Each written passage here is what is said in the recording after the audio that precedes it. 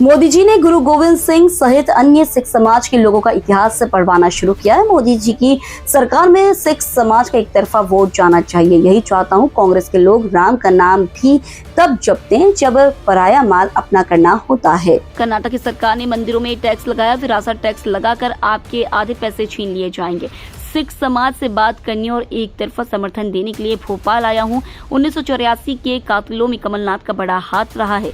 सिखों को जिंदा जलाया गया। कमलनाथ के ऐसे लोग थे जो छिंदवाड़ा के थे, पता भी कमलनाथ के निवास का था। राहुल गांधी का राजपूतों पर दिए गए बयान के बाद चौतरफा निंदा हो रही है। मध्य प्रदेश में भी राजपूत महापंचायत ने राहुल गांधी के इस बयान के बाद उन पर जमकर निशाना साधा है। राजपूत महापंचायत का कहना है कि सनातन धर्म की रक्षा राजा महाराजाओं ने की है, ना कि किसी की जमीन अपने कब्जे में ली है। राजपूत महापंचायत के राष्ट्रीय अध्यक्ष राघवेंद्र सिंह तोमर ने कहा है कि राहुल गांधी अब कितनी भी माफी मांग ले, राजपूत समाज उन्हें माफ करने वाला नहीं है और लोकतंत्र के इस पर्व में उन्हें सनातनी सबक सिखाएंगे। राहुल गांधी ने एक बड़ी सभा को संबोधित करते हुए क्या कहा कि भारत के राजा महाराजा गरीबों की जमीन छुड़ाते थे, कब्जा करते थे। कौन से राजा महाराजा? जो भगवान राम के राजा रामचंद्र की परंपरा के वहां के वो। अरे क्या मूर्खों जैसी बात कर रहे हो। ये विषय मैं बिल्कुल नहीं लाना चाहता था, क्योंकि लोग इसको चुनावों से जोड़ेंगे, पार्टी से जोड़ेंगे, और राजपूतों के संगठन पार्टी विशेष से अपने आप को इस समय नहीं जोड़ना चाह रहे।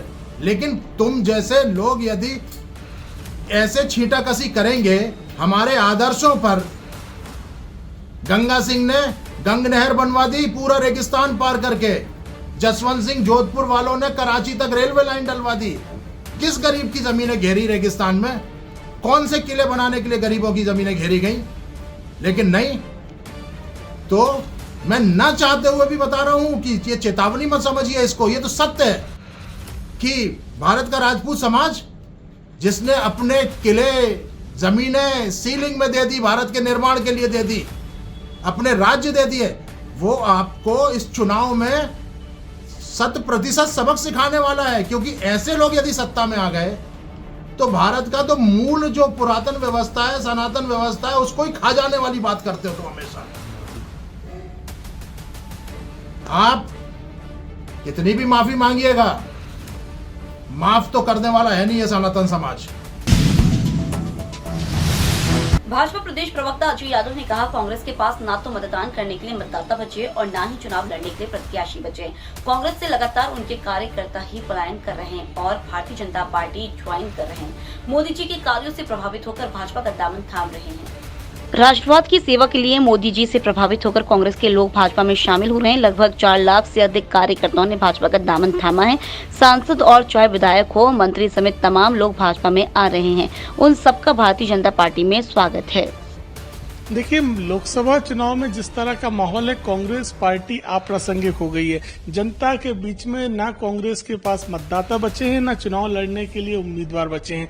ऐसे में लगातार कांग्रेस के नेता राष्ट्रवाद की भावना के साथ, मोदी जी की गारंटी के साथ प्रभावित होकर देश की सेवा के लिए भारतीय जनता पार्टी में शामिल हो रहे हैं। और बड़े पैमाने पर मध्य प्रदेश में 4 लाख से ज्यादा कार्यकर्ता शामिल हुए हैं, चाहे वो उम्मीदवार रहे हों, चाहे विधायक रहे हों, चाहे पूर्व विधायक, पूर्व मंत्री, पूर्व सांसद, सभी तरह के नेता शामिल हुए हैं। और आगामी दिनों में भी कांग्रेस से जुड़े हुए अन्य नेता जो भारतीय जनता पार्टी की रीति नीति में विश्वास करते हैं वो शामिल होंगे।